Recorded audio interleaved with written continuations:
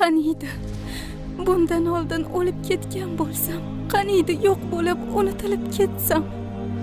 Nimalar qilib qo'yding? Bu kimning bolasi? Sharm hayo yo'qmi senda? Musoning dinini dark et, aks holda seni o'ldiraman. Allohga qasamki, undan hech qachon tonmayman.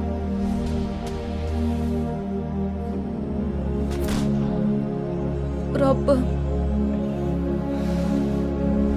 Ey Ibrohim, qayoqqa ketyapsiz? Bizni shu yerga tashlab ketasizmi? Qanday qilib sizga ozor berishdi, otajon? Tuyada kelayotgan Oyshami? Safvon ham u bilanmi? Kunning shu paytida-ya. Ona, odamlar men haqimda nima deganini ko'ryapsizmi? Mendan buni yashirib yurganmidingiz?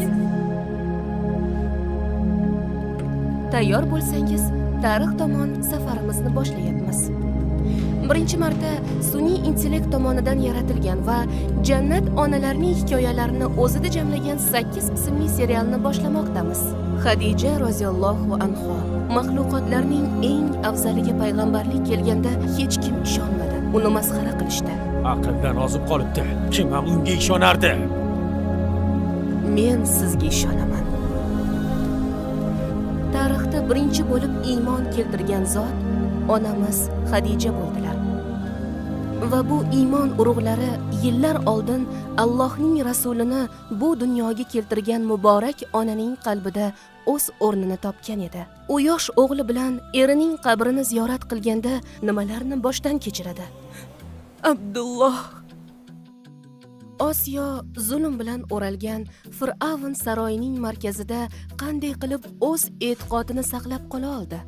Iymoni uchun nimalarni qurbon qila olardi? Kuchmi?